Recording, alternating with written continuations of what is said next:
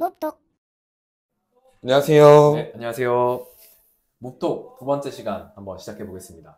좋습니다. 어때요? 지난주에 처음 시작했는데 할만한가요? 지난주에 우리가 주제를 생각보다 많이 들고 와가지고 그렇게 길이가 길어질 줄 몰랐었던 것 같아요. 근데 이제 너무 긴감이 있지 않나 해가지고 이번에는 또 3개 정도로 줄여주셨잖아요. 맞습니다.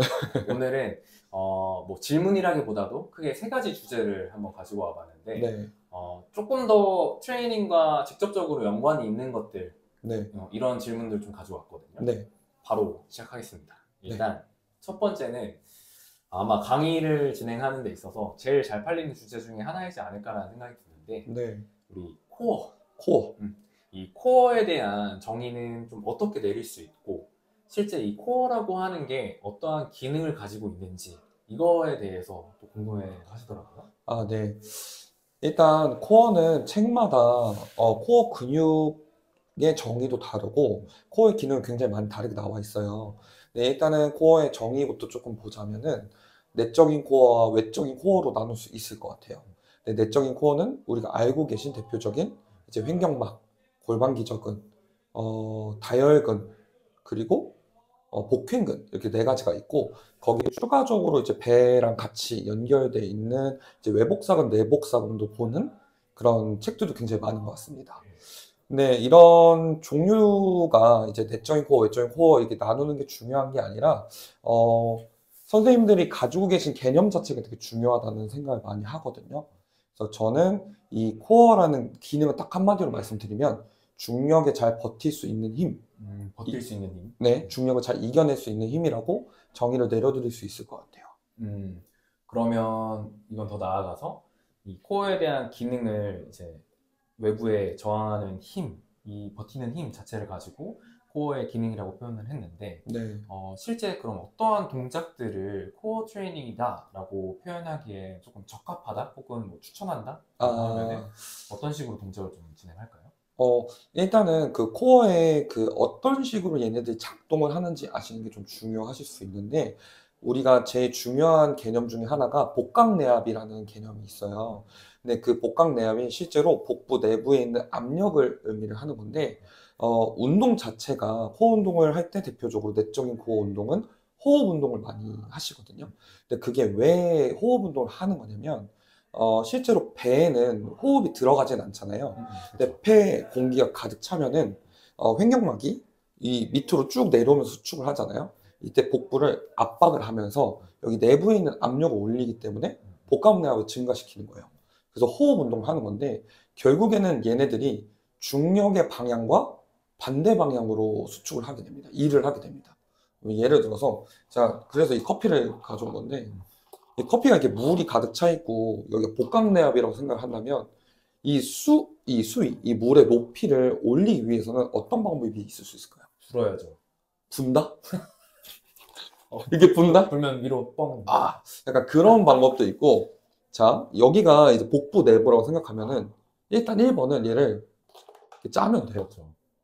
짜면 물의 높이가 올라가요. 이 호흡 운동이 이런 개념이라고 생각해 주시면 좋을 것 같아요. 복부 내부 자체를, 이 근육들 자체를 짜서 복강 내압을 올리는 건데, 이 올렸을 때 이 물의 수위가 위로 올라가요, 아래로 올라가요? 위로 올라. 그렇죠. 중력 방향과 반대방. 반대로 올라가기 때문에 우리 몸이 중력을 이겨낼 수 있는 힘을 만들어내는 거예요. 그렇기 때문에 우리가 보행도 가능한 거고, 나아가서 안정성을 가지고서 외적인 운동들도 가능하다. 이게 우리가 말하는 드로우인 기법이라고 하죠. 드로우인 기법이 이런 개념이다라고 생각해 주시면 좋을 것 같아요. 오케이. 좋습니다. 네. 또 혹시 또 추가적으로 조금 추가적으로 이게 우리가 웨이트 현장에서 같이 하는 기법 중에 하나는 이제 브레싱 기법. 이제 발살바로도 알려져 있지만 저는 발살바가 브레싱 기법에 가깝다고 생각을 하거든요. 아까 전에 드로잉 기법 같은 경우에는 근육을 수축을 시켜서 단축성 수축을 시켜서 얘네들을 이제 복강압을 증가시켰다면은 브레싱 같은 경우에는 이 물의 높이를 올리기 위해서 복강압을 올리기 위해서 오히려 호흡을 더 가두는 거예요. 그래서 꽉 더 압력을 주는 건데 이렇게 되면은 우리 복부, 이 코어에 있는 근육들이 신장성 수축을 하게 돼요. 신장성 수축을 하게 되면은 우리가 단축성 수축을 할 때보다 훨씬 더 큰 힘을 발휘할 수 있거든요. 근데 그렇게 안정성을 잡는 방법이 두 번째 방법이고, 그 외적으로는 이제 내적인 코어들이 아닌 이제 외부적인 코어들. 근데 요즘 보면은 어찌 보면 이 드로잉이나 이런 것들에 대한 뭐랄까 중요성이라 해야 될까요? 이런 부분이 사실은 조금 떨어진다?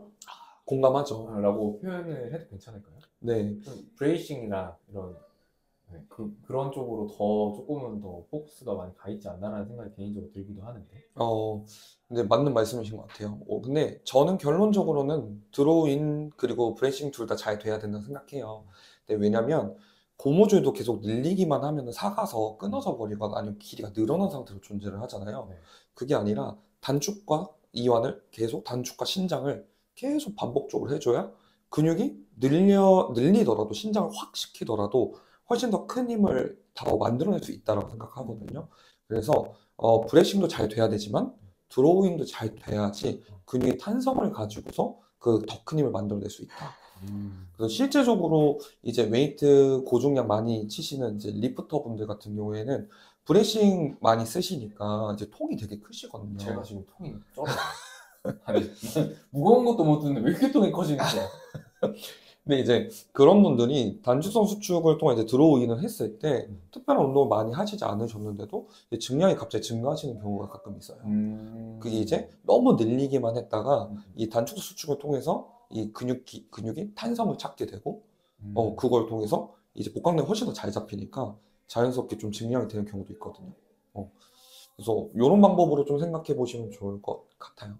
또 하나의 좀 팁이 될 수도 있겠는데요. 뭔가 무게가 좀 증량이 잘 안 된다. 그러면 내가 너무 이런 브레이싱 기법에 있어서 혹은 뭐 발살바, 발살바. 발살바 개념으로 많이 접근을 해가지고 또 반대되는 그러한 근육에 대한 길이에 대한 변화라든지 이러한 피드백을 좀 주면은 또 하나의 전략이 되지 않을까 이런 것 같은데. 쉽게 생각하면은 우리가 웨이트 벨트 차잖아요. 네. 더 늘어나지 말고 꽉 잡아주라고. 그렇게 내 근육 안에 이제 벨트를 하나 더 찬다. 이런 느낌으로 생각해 주시면 좋을 것 같아요. 좋습니다. 네. 그러면 바로 두 번째 질문 한번 가볼게요. 두 번째는 사실 지난주에 하려고 했던 질문이었는데 네. 마지막에 이거 추가하면 너무 길어질 것 같아가지고 그쵸.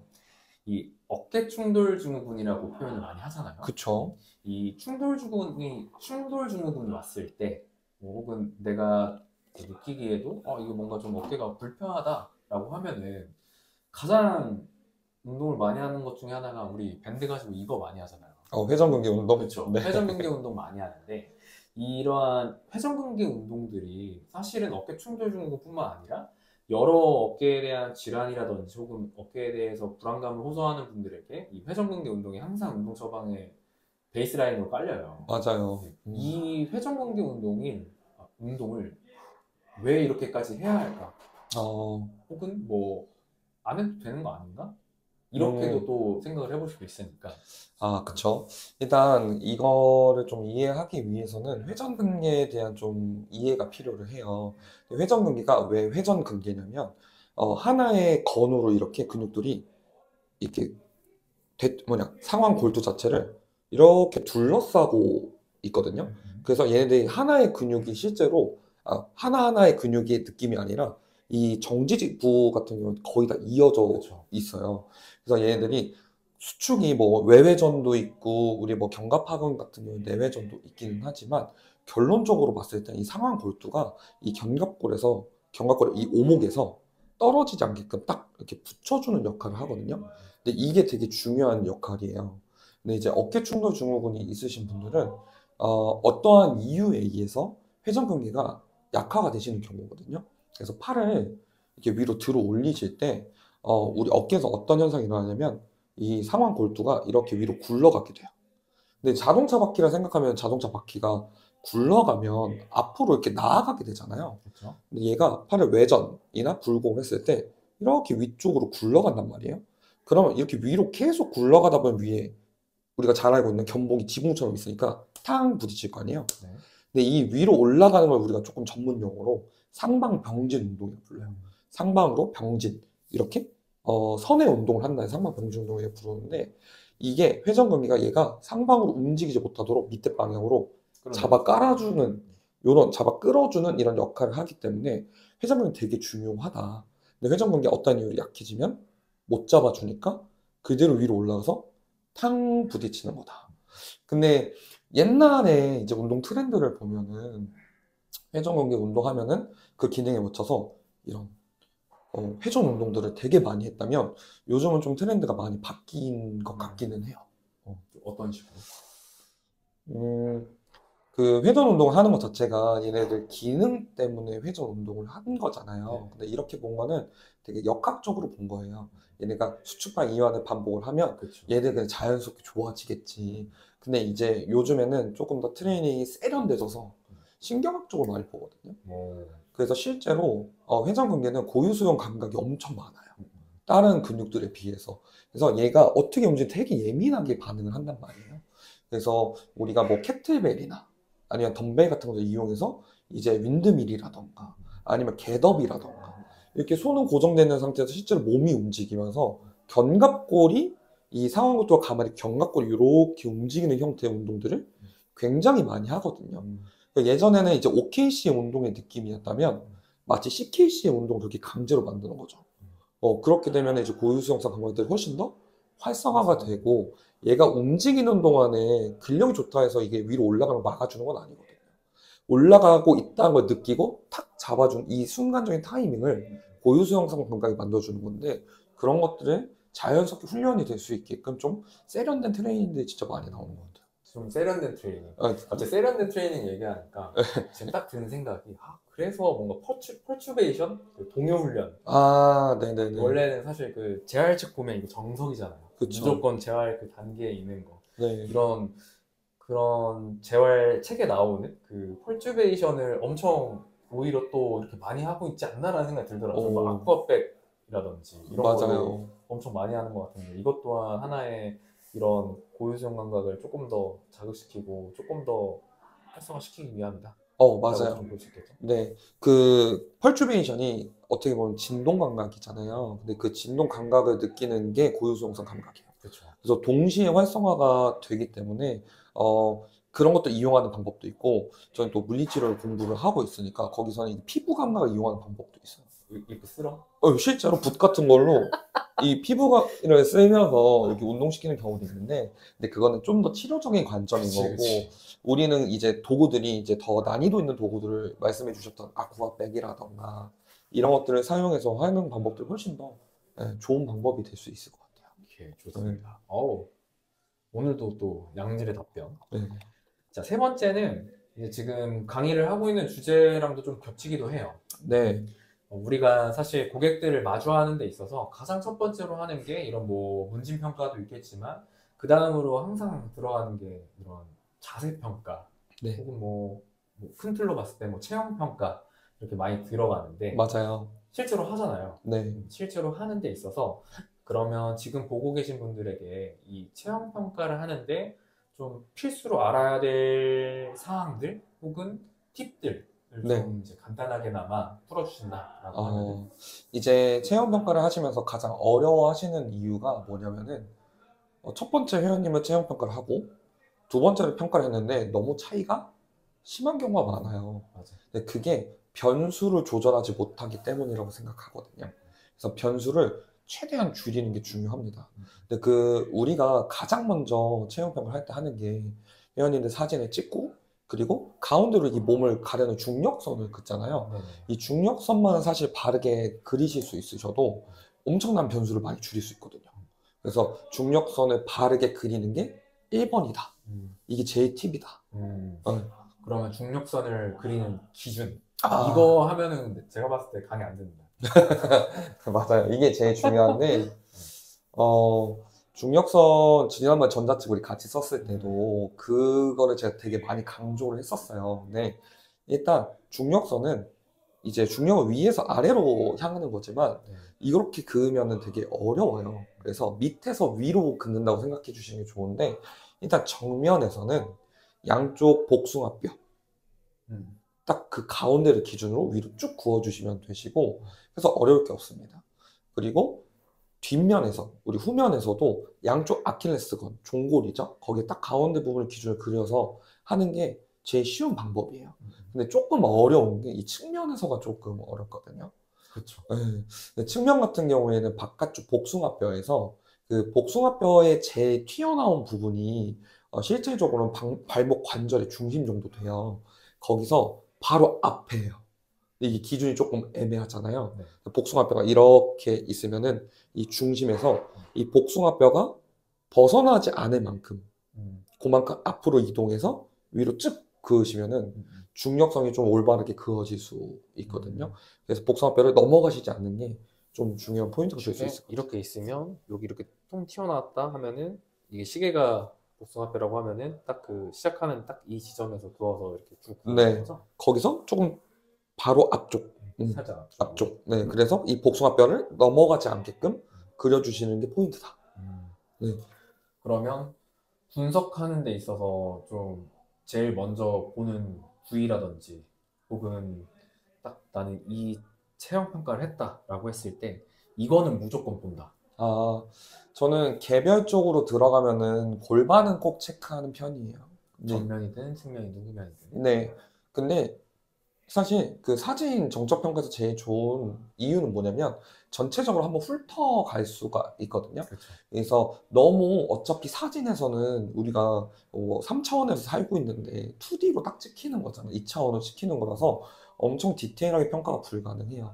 그래서 우리가 잘 알고 있는 뭐 켄달이나 얀다의 체형 분류로 일단 대충 분류를 하시고 거기서 특히나 안 좋으신 부분들은 개별 평가로 들어가시는 거를 많이 추천드리고 싶은데 음. 그 중에서 꼭 보는 거라면 저는 골반을 꼭 본다. 골반을 꼭 이렇게 말씀드릴 수 있을 것 같아요. 이게 뭐 Q&A 형식도 있고 뭐 질문도 있고 뭐 저희가 주제에 대해서 뭐 간단하게나마 이야기하지만 네. 저도 개인적으로 갑자기 든 생각인데 사실 제가 요 근래에 이런 발달재활센터 네. 가가지고 좀 실습하잖아요. 네. 실습하면서 좀 느끼는 게 저희가 하는 이런 평가들이 사실은 적용할 수 있는 것들도 있고 적용하기 어려운 것들도 많더라고요. 많죠. 물론 뭐 비장애인, 장애인 대상으로 했을 때 평가되는 이러한 뭔가 가이드라인 이런 것들은 좀 다를 수 있겠지만 사실은 이 장애인을 대상으로 저는 이제 봤을 때는 할 수 있는 게 별로 없어요.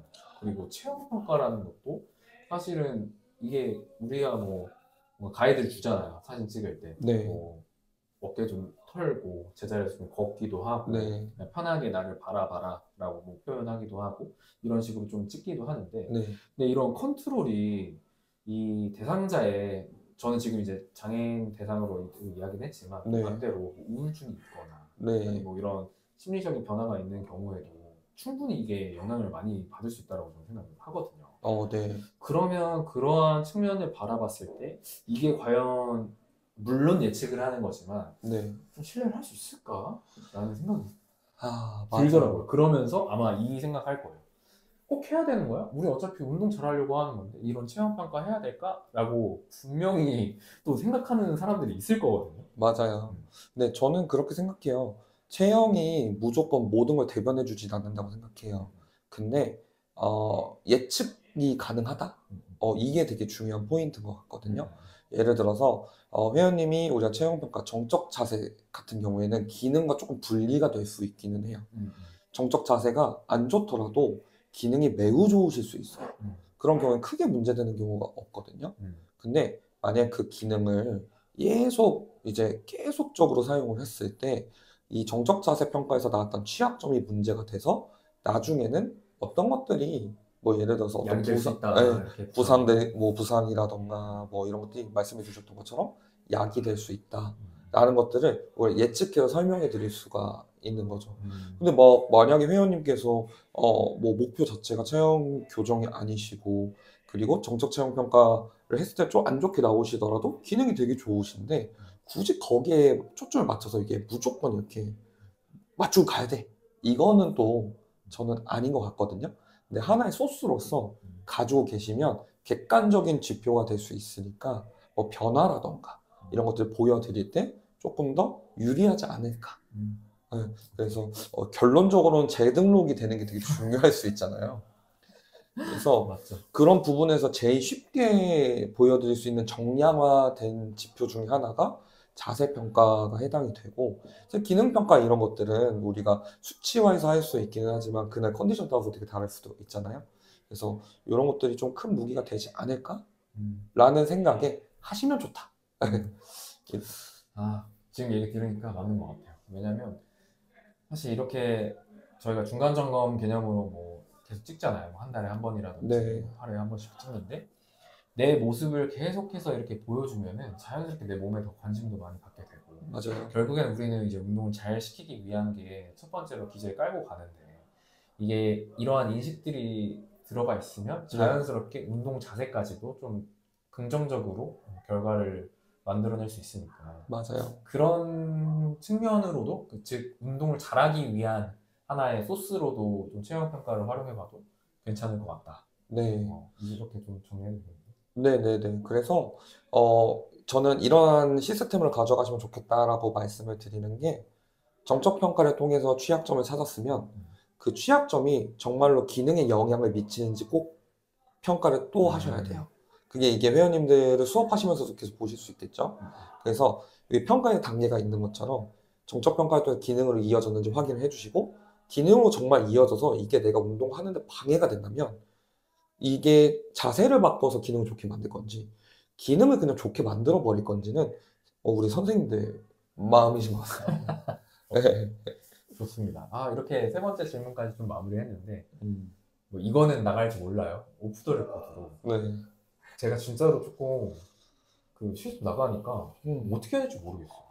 어, 그러니까 예를 들어서 음, 당연히 이런 실루엣을 보는 체형 평가야 이게 거의 불가능해. 그냥 불가능하다라고 표현하는 게 맞을 것 같아요. 네. 오케이. 그래서 우리가 그 다음으로 하는 그런 기능 평가를 하잖아요. 그런 기능 평가를 하려고 해요. 기능 평가를 하려고 하는데 와 근데 이것도 그 너무 달라요. 아, 근데 이거는, 어떻게 해야 돼? 저도 이거는 이제 앞으로 공부해야 될 파트이긴 하지만, 이게 과목 자체가, 그, 발달 장애라는 이 분야 자체가 따로 떼어져 있다는 건 그만큼 의미가 있는 거거든요. 음, 그래서 이들이 갖고 있는 패턴, 이들이 갖고 있는 행동, 이들이 갖고 있는 양상, 아니면은 그런 근육들의 문제, 이런 것들이 아예 다르기 아, 때문에 분리가 되어져 있고, 음. 그들이 가지고 있는 패턴 안에서 할 수 있는 걸 해야 돼요. 그냥 우리가 이제 바라보는 시선으로 똑같이 이렇게 바라보고 뭐 평가를 진행하고 이런 개념보다는 아예 그냥 다른 분야라고도 표현할 수 있으니까 네, 아예 여기에서 나타나는 양상과 여기서 나타나는 그 패턴에 입각해서 바라보는 그런 뭔가 정량화된 평가가 있으면 좀 공부해보고 그냥 이렇게 아예 따로 빼서 보는 게 차라리 나은 방법 같다라는 거죠. 그쵸. 뭐 예를 들어서 우리 뇌성마비가 있으신 분들 같은 경우에는, 어, 이분이 걸을 수도 있고 못 걸을 수도 있거든요. 정도에 따라서. 그쵸. 근데 정도로 봤을 때 이걸 걸을 수 있을 것 같아. 근데 우리가 알고 있는 내성마비가 없으신 분들처럼 이렇게 완벽하게 걸을 수는 없지만 그들의 방식대로 걷기는 하거든요. 음, 근데 그들의 방식대로 못 걷는다면 음, 그 걸을 수 있게끔 만들어 주는 게 이제 뇌성마비 운동의 목표가 음, 되겠죠. 근데 완벽하게 돌려놓는 거는 사실은 불가능하다는 거죠. 뇌 자체에 이제 질환이 있으신 거니까. 근데 이제 그런 부분, 이제 그래서 정하실 때 말씀해 주셨던 게 한계점이 분명히 존재를 하는데 내가 어디까지 현실적으로 만들어줄 수 있느냐를 파악하고 음. 그 한계점도 명확하게 파악하는 게 굉장히 중요하다고 하더라고요. 이거 표현 너무 좋다. 근데 나 이게 안 되는 것 같아. 그러니까 어려워요. 이게 사실 한계를 뭔가 이렇게 딱 정해놓고 이제 바라본다는 개념인 거잖아요. 네. 그게 정 안 되나 봐요. 이게 일반적인 예로 또 한 가지가 있는데 예를 들어 척수 손상 환자분이 음, 계세요. 근데 이제 척수가 손상이 되면은 처음에 뇌도 손상이 되면 이완성으로 이렇게 마비가 왔다가 강직성으로 뻣뻣하게 굳거든요. 근데 그게 회복이 되면 통합이 되면서 강직됐던 게 풀려요. 그 다음에 이제 좋아지는 과정이 거쳐지거든요. 옛날에 뭐 척수 손상되면 무조건 회복이 안 된다. 이랬지만 요즘 논문이나 이런 거에서 회복이 된다라고 하시더라고요. 근데 이게 원래의 경로가 아니라 옆으로 돌려서 우회로로 이렇게 회복이 되는, 당연히 느리고 완벽할 수는 없겠죠. 근데 이런 거지. 실제로 환자분이 오셨어요. 이분이 완전히 강직성 마비가 있어서 그 강직을 이용해서 내가 일어날 수 있게끔 만들었고 이 강직을 이용한 보행까지 만들었어. 음, 그러면 거기서 어떻게 보면 더 나아가면은 그 강직 통합되면 사라져 버리거든요. 음, 근데 기능적으로 봤을 때 이분 못 걷는 거예요. 그렇게 되면 강직하고 뻣뻣하게 아, 걷다가 이해했어. 아예 못 걸어요. 완전히 강직이 없어져 버리니까. 그래서 그 상태에서 사실 다시 걸을 수 있을 때가 좋아진다는 건 불가능하거든요. 그럼 이분의 운동 설정을 강직을 이용한 보행까지 갈 거냐? 어, 정말 나는 평생 운동한다 생각하고 그 이완한 단계를 거쳐서 다시 회복의 단계까지 갈 거냐? 이거를 결정을 해야 된다는 거죠. 진짜 어렵다. 네, 그래서 한계를 정하고 이분의 현실적인 한계를 정하고 그 한계까지 맞춰서 내가 만들어 놓는 게 그런 파트에서는 그게 되게 중요한 것 같아요. 사실 이런 거 보면은 그런 건 좀 괜찮은 것 같아요. 이게 우리는 아무튼간에 고객들이랑 이렇게 수업도 진행하고 이게 지금 정해진 기간 동안에 그 결과를 만들어낸다라는 뭐 사명감을 해야 돼. 이 의미 있잖아요. 근데 사실 제가 센터 가면서 느낀 게 거기는 거의 일단 베이스가 바우처를 기반으로 하거든요. 네, 그래서 끝이 없어요. 맞아요. 쭉 가는 거란 말이죠. 근데 그 쭉 가는 건데 여기에서 한계점을 긋는다라는 개념으로 접근하면 이게 뭔가 또 아쉬울 것 같다는 생각도 들고 또 지금 말한 것처럼 이 과정을 쭉 잘 거쳐서 잘 되면 너무 나이스한 건데 또 어떻게 될지 모르니까. 그쵸. 근데 뭐 발달 장애 같은 경우에는 진짜 운동을 어렸을 때부터 계속 하면은 안 한 친구랑 비교를 했을 때 정말 많이 음, 좋아지기 때문에 계속 성인이 돼서까지도 회원으로 오시는 것 같아요. 근데 사실 근데 척추수술은 그렇지 않거든요. 음, 제가 좀 이게 다른 좀 걸 말했던 것 같은데 척추손상은 이제 나이가 성인이 돼서 다치시는 경우고 뭔가 사고에 의해서나 아니면 질환에 의해서 근데 이제 그거는 이제 비가역적이라고 하거든요. 돌아올 수 없어요. 근데 이제 완벽하게 돌아올 수 없기 때문에 근데 이분이 내가 뻣뻣하게라도 이렇게 걸을 수 있다가 갑자기 못 걷게 되면 하루아침에 정신적으로 멘탈이 완전히 무너지시거든요. 그래서 그걸 내가 진짜 그것까지 껴안고 내가 이분이 그것까지 다 감당하고서 가실 수 있겠다라고 하시면은 거기까지 그분이랑 같이 가는 거고 그게 안 된다, 안 될 것 같다. 왜 얼마나 걸릴지 모르니까. 지금 이 생활에서 만족하신다면 딱 거기까지만. 이게 또 그래서 대화, 신뢰도 되게 중요한 문제인 것 같아요, 이 문제는. 아 뭐야 이거 너무 심각해지는 거 아니야? 이거는 너무 이거, 어려운 이거 어떻게 문제라서. 될지 이거 나갈지 모르겠지만 아무튼 오늘 또 이렇게 컨텐츠를 빌미로 여러 가지 이야기 할 수 있어가지고 너무 네. 즐거웠습니다. 저도 너무 즐거웠습니다. 다음 주도 재밌는 주제로 한번 가지고 와볼게요. 네, 좋습니다. 고생하셨습니다. 고생하셨습니다. 목독